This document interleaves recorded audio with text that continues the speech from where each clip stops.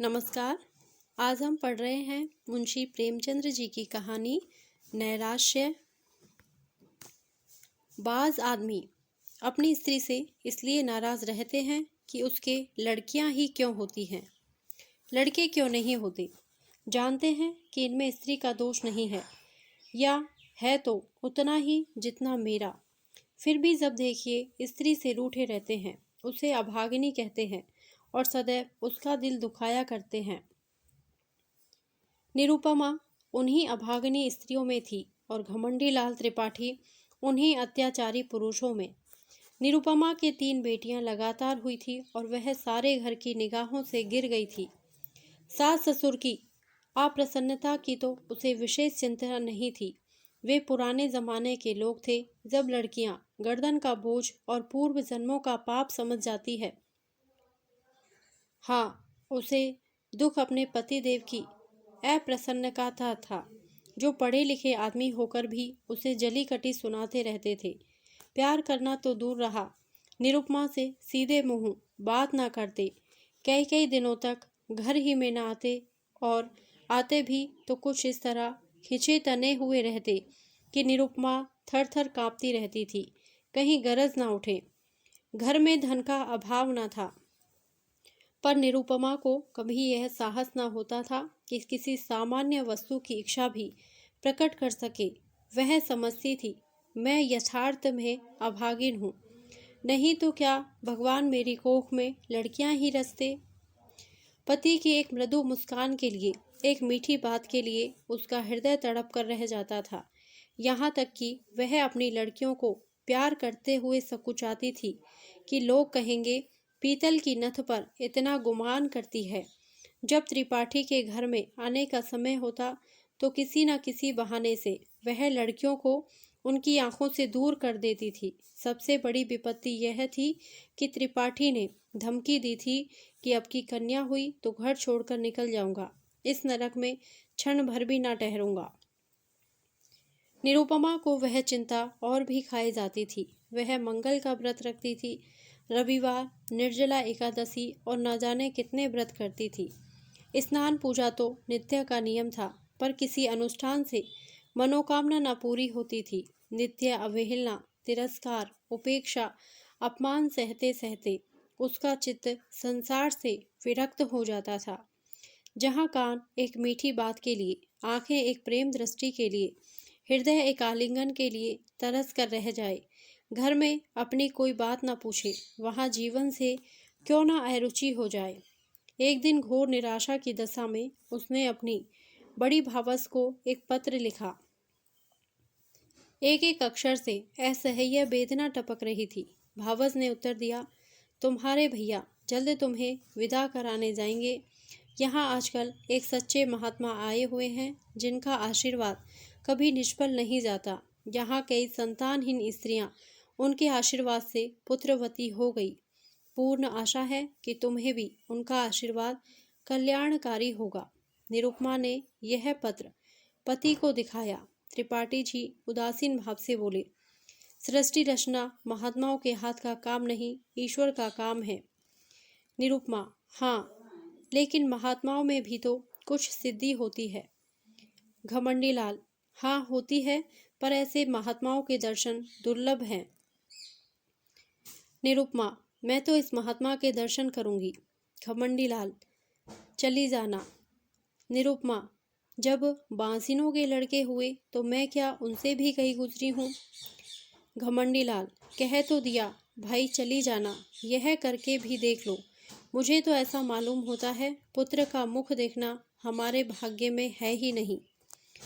कई दिन बाद निरुपमा अपने भाई के साथ महके गई। तीनों पुत्रियां भी साथ थी। भाभी ने उन्हें प्रेम से गले लगाकर कहा, तुम्हारे घर के आदमी बड़े निर्दयी हैं। ऐसी गुलाब के फूलों की सी लड़कियां पाकर भी तकदीर को रोते हैं। ये तुम्हें भारी हो तो मुझे दे दो। जब ननद और भावस भोजन करके लेटी तो निरुपमा ने पूछा, वह महात्मा कहाँ रहते हैं। भावस, ऐसी जल्दी क्या है, बता दूंगी। निरुपमा, है, नगीच ही है ना। भावस, बहुत नगीच, जब कहोगी उन्हें बुला दूंगी। निरुपमा, तो क्या तुम लोगों पर बहुत प्रसन्न है क्या? भावस, दोनों वक्त यहीं भोजन करते हैं, यहीं रहते हैं। निरुपमा, जब घर ही में बैठ तो मरिए क्यों? आज मुझे उनके दर्शन करा देना। भावस, भेंट क्या दोगी? निरुपमा, मैं किस लायक हूँ? भावस, अपनी सबसे छोटी लड़की दे देना। निरुपमा, चलो गाली देती हो। भावस, अच्छा यह है ना सही, एक बार उन्हें प्रेमालिंगन करने देना। निरुपमा, भाभी मुझसे ऐसी हंसी करोगी तो मैं चली जाऊंगी। भावस, वह महात्मा बड़े रसिया हैं। निरुपमा, तो चूल्हे में जाए, कोई दुष्ट होगा। भावस, उनका आशीर्वाद तो इसी शर्त पर मिलेगा, वह और कोई भेंट स्वीकार ही नहीं करते। निरुपमा, तुम तो यों बातें कर रही हो मानो उनकी प्रतिनिधि हो। भावस, हाँ, वह यह सब विषय मेरे ही द्वारा तय किया करते हैं। मैं भेंट लेती हूँ, मैं ही आशीर्वाद देती हूँ, मैं ही उनके हितार्थ भोजन कर लेती हूँ। निरुपमा, तो यह कहो कि तुमने मुझे बुलाने के लिए यह हीला निकाला है। भावस, नहीं, उनके साथ ही तुम्हें कुछ ऐसे गुर बता दूंगी जिससे तुम अपने घर आराम से रहो। इसके बाद दोनों सखियों में कानाफूसी होने लगी। जब भावस चुप हुई तो निरुपमा बोली, और जो कहीं फिर कन्या हुई तो? भावस, तो क्या, कुछ दिन तो शांति और सुख से जीवन कटेगा, यह दिन तो कोई लौटा ना लेगा। पुत्र हुआ तो कहना ही क्या, पुत्री हुई तो फिर कोई नई युक्ति निकाली जाएगी। तुम्हारे घर के जैसे अकल के दुश्मनों के साथ ऐसी ही चालें चलने में गुजारा है। निरुपमा, मुझे तो संकोच मालूम होता है। भावस, त्रिपाठी जी को 2-4 दिन में पत्र लिख देना कि महात्मा जी के दर्शन हुए और उन्होंने मुझे वरदान दिया है, ईश्वर ने चाहा तो उसी दिन से तुम्हारी मान प्रतिष्ठा होने लगेगी। घमंडी दौड़े हुए आएंगे और तुम्हारे ऊपर प्राण निछावर करेंगे। कम से कम साल भर तो चैन की बंशी बजाना, इसके बाद देखी जाएगी। निरुपमा, पति से कपट करूं तो पाप न लगेगा? भावस, ऐसे स्वार्थियों से कपट करना पुण्य है। 3-4 महीने के बाद निरुपमा अपने घर आई। घमंडी लाल उसे विदा कराने गए थे। सरहज ने महात्मा जी का रंग और भी चोखा कर दिया। बोली, ऐसा तो किसी को देखा नहीं कि इन महात्मा जी ने वरदान दिया हो और वह पूरा ना हुआ हो। हाँ, जिसका भाग्य ही फूट जाए उसे कोई क्या कर सकता है। घमंडी लाल प्रत्यक्ष तो वरदान और आशीर्वाद की उपेक्षा ही करते रहे। इन बातों पर विश्वास करना आजकल संकोचजनक मालूम होता है, पर उनके दिल पर असर जरूर हुआ। निरुपमा की खातिरदारियां होनी शुरू हो गई। जब वह गर्भवती हुई तो सबके दिलों में नई नई आशाएं हिलोरें लेने लगी। सास जी उठते गाली और बैठते व्यंग से बातें करती थी। अब उसे पान की तरह फेरती। बेटी, तुम रहने दो, मैं ही रसोई बना लूंगी, तुम्हारा सिर दुखने लगेगा। कभी निरुपमा कलसे का पानी या कोई चारपाई उठाने लगती तो सास दौड़ती, बहू रहने दो, मैं आती हूँ, तुम कोई भारी चीज़ मत उठाया करो। लड़कियों की बात और होती है, उन पर किसी बात का असर नहीं होता। लड़के तो गर्भ ही में मान करने लगते हैं। अब निरुपमा के लिए दूध का उठौना किया गया, जिससे बालक पुष्ट और गोरा हो। घमंडी लाल वस्त्र आभूषणों पर उतारू हो गए। हर महीने एक ना एक नई चीज लाते। निरुपमा का जीवन इतना सुख में कभी न था, उस समय भी नहीं जब नवेली वधू थी। महीने गुजरने लगे। निरुपमा को अनुभूत लक्षणों से विदित होने लगा कि यह कन्या ही है, पर वह इस भेद को गुप्त रखती थी। सोचती, सावन की धूप है, इसका क्या भरोसा, जितनी चीज़ धूप में सुखानी हो सुखा लो, फिर तो घटा छाएगी ही। बात बात पर बिगड़ती। वह कभी इतनी मानशीला न थी, पर घर में कोई चूं तक ना करता कि कहीं बहू का दिल न दुखे, नहीं बालक को कष्ट होगा। कभी कभी निरुपमा केवल घरवालों को जलाने के लिए अनुष्ठान करती। उसे उन्हें जलाने में मज़ा आता था। वह सोचती, तुम स्वार्थियों को जितना जलाऊं उतना अच्छा, तुम मेरा आदर इसलिए करते हो कि मैं बच्चा जनूंगी जो तुम्हारे कुल का नाम चलाएगा। मैं कुछ नहीं हूँ, बालक ही सब कुछ है। मेरा अपना कोई महत्व नहीं, जो कुछ है वह बालक के नाते। यह मेरे पति हैं। पहले इन्हें मुझसे कितना प्रेम था, तब इतने संसार लोलुप ना हुए थे। अब इनका प्रेम केवल स्वार्थ का स्वांग है। मैं भी पशु हूँ जिसे दूध के लिए चारा पानी दिया जाता है। खैर, यही सही, इस वक्त तो तुम मेरे काबू में आए। जितने गहने बन सके बनवा लूं, इन्हें तो छीन ना लोगे। इस तरह 10 महीने पूरे हो गए। निरुपमा की दोनों ननदें ससुराल से बुलाई गई। बच्चे के लिए पहले ही से सोने के गहने बनवा लिए गए। दूध के लिए एक सुंदर दुधार गाय मोल ले ली गई। घमंडी लाल उसे हवा खिलाने को एक छोटी सी सेज गाड़ी लाए। जिस दिन निरुपमा को प्रसव वेदना होने लगी, द्वार पर पंडित जी मुहूर्त देखने के लिए बुलाए गए। एक मीर शिकार बंदूक छोड़ने को बुलाया गया। गायने मंगल गान के लिए बटोर ली गई। घर में तिल तिल पर खबर मंगाई जाती थी। क्या हुआ? लेडी डॉक्टर भी बुलाई गई। बाजे वाले हुक्म के इंतजार में बैठे थे। पामर भी अपनी सारंगी लिए जच्चा मान करे नंदलाल सो की तान सुनाने को तैयार बैठा था। सारी तैयारियां, सारी आशाएं, सारा उत्साह, सारा समारोह एक ही शब्द पर अवलंबित था। ज्यों-ज्यों देर होती थी, लोगों में उत्सुकता बढ़ती जाती थी। घमंडी लाल अपने मनोभावों को छिपाने के लिए एक समाचार पत्र देख रहे थे। मानो उन्हें लड़का या लड़की दोनों ही बराबर हैं, मगर उनके बूढ़े पिताजी इतने सावधान ना थे। उनकी बाछें हिली जाती थी, हंस हंस कर सबसे बात कर रहे थे और पैसों की एक थैली को बार बार उछालते थे। मीर शिकार ने कहा, मालिक से अब की पगड़ी दुपट्टा लूँगा। पिताजी ने खिलकर कहा, अबे कितनी पगड़ियाँ लेगा? इतनी बेभाव की दूंगा कि सर के बाल गंजे हो जाएंगे। पामर बोला, सरकार से अब की कुछ जीविका लूँ। पिताजी खिलकर बोले, अबे कितनी खाएगा? खिला खिला कर पेट फाड़ दूंगा। सहसा मेहरी घर में से निकली। कुछ घबराई सी थी। वह अभी कुछ बोलने भी ना पाई थी कि मीर शिकार ने बंदूक फेर कर ही तो दी। बंदूक छूटनी थी कि रोशन चौकी की तान भी छिड़ गई। पामर भी कमर कसकर नाचने को खड़ा हो गया। मेहरी, अरे तुम सब के सब भंग खा गए हो क्या?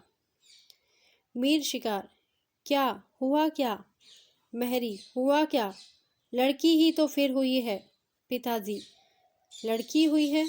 यह कहते कहते वह कमर थामकर बैठ गई, मानो वज्र गिर पड़ा। घमंडी लाल कमरे से निकल आए और बोले, जाकर लेडी डॉक्टर से तो पूछ, अच्छी तरह देख ले। देखा ना सुना, चल खड़ी हुई। मेहरी, बाबूजी, मैंने तो आंखों देखा है। घमंडी लाल, कन्या ही है। पिता, हमारी तकदीर ही ऐसी है बेटा। जाओ रे सब के सब। तुम सभी के भाग्य में कुछ पाना ना लिखा था तो कहाँ से पाते? भाग जाओ। सैकड़ों रुपए पर पानी फिर गया। सारी तैयारी मिट्टी में मिल गई। घमंडी लाल, इस महात्मा से पूछना चाहिए। मैं आज डाक से जरा बचाकर खबर लेता हूँ। पिता, धूर्त है धूर्त। घमंडी लाल, मैं उसकी सारी धूर्तता निकाल दूंगा। मारे डंडों के खोपड़ी ना तोड़ दूं तो कहिएगा। चांडाल कहीं का, उसके कारण मेरे सैकड़ों रुपए पर पानी फिर गया। यह सेज गाड़ी, यह गाय, यह पलना, यह सोने के गहने, किसके सर पिटकूं? ऐसे ही उसने कितनों को ठगा होगा। एक दफा बच्चा की मरम्मत हो जाती तो ठीक हो जाते। पिताजी, बेटा उसका दोष नहीं, अपने भाग्य का दोष है। घमंडी लाल, उसने क्यों कहा ऐसा नहीं होगा? औरतों से इस पाखंड के लिए कितने ही रुपए ऐंठे होंगे। वह सब उन्हें उगलना पड़ेगा, नहीं तो पुलिस में रपट कर दूंगा।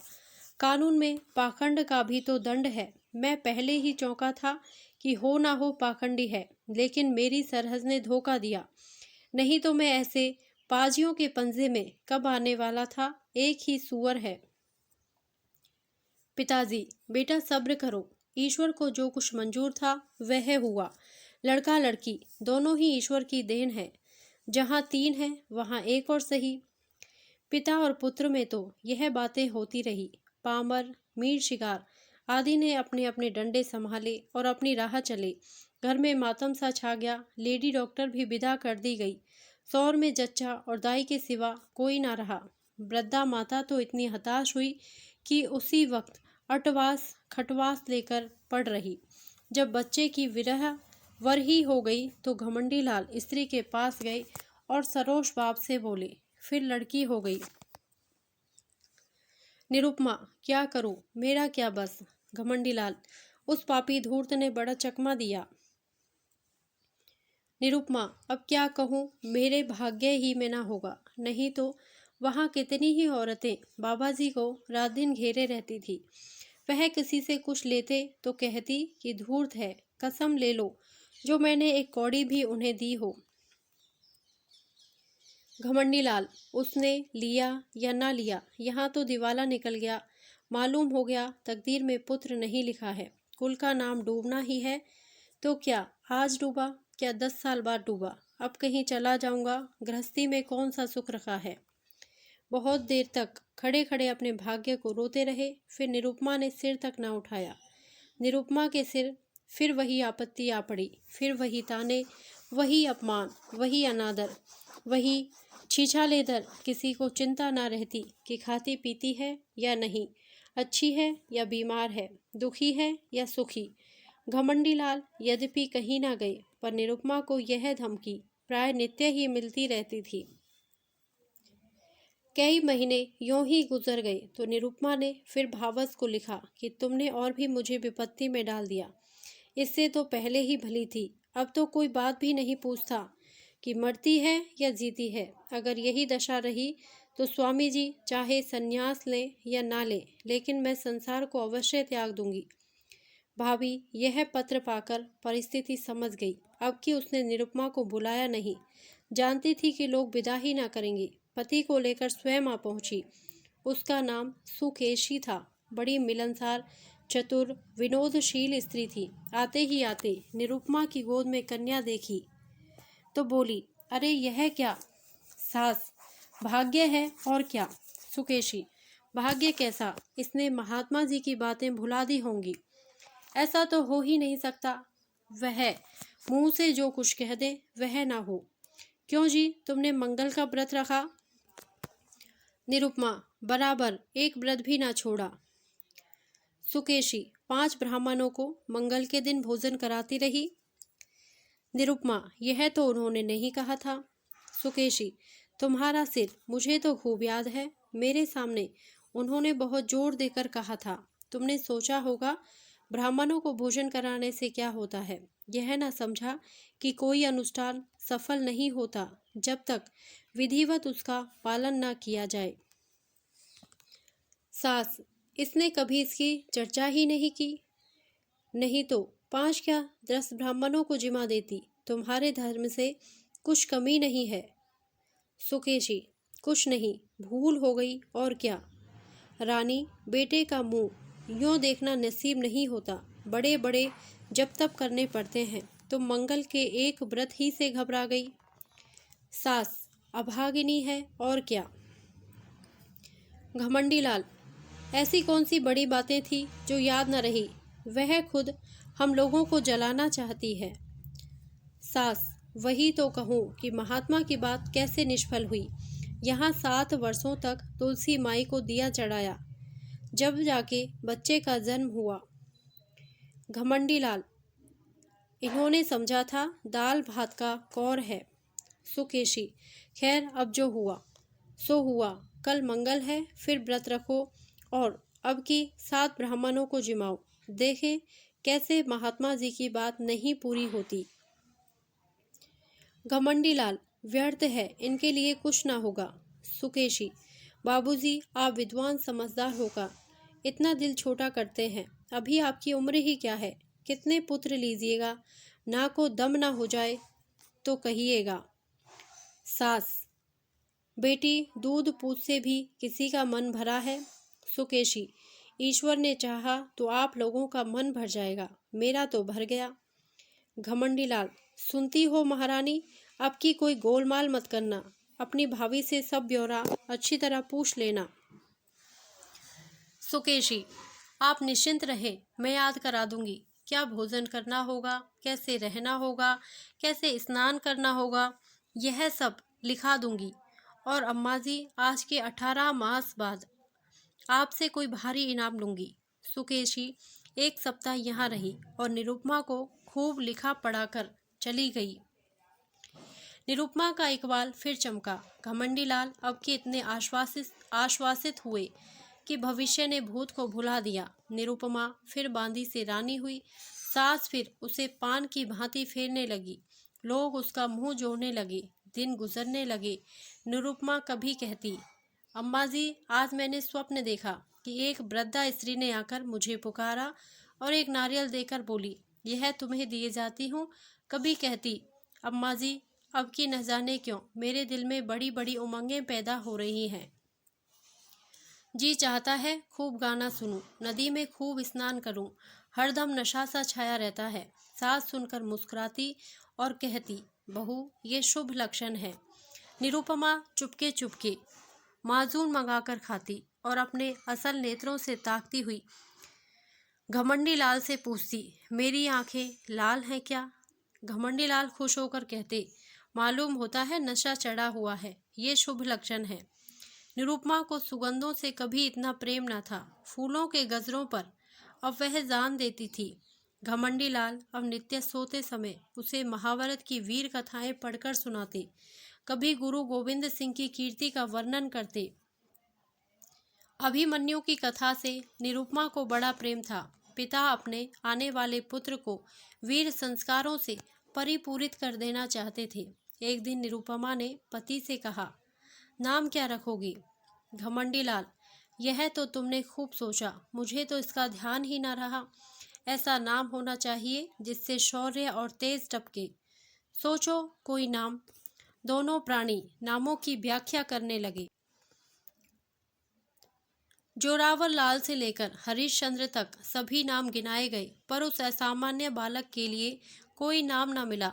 अंत में पति ने कहा, तेग बहादुर कैसा नाम है। निरुपमा, बस बस, यही नाम मुझे पसंद है। घमंडी लाल, नाम तो बढ़िया है। तेग बहादुर की कीर्ति सुन ही चुकी हो, नाम का आदमी पर बड़ा असर होता है। निरुपमा, नाम ही तो सब कुछ है। दमड़ी, चकोड़ी, गुरहु, कतवारू, जिसके नाम देखे उसे भी यथा नाम तथा गुण ही पाया। हमारे बच्चे का नाम होगा तेग बहादुर।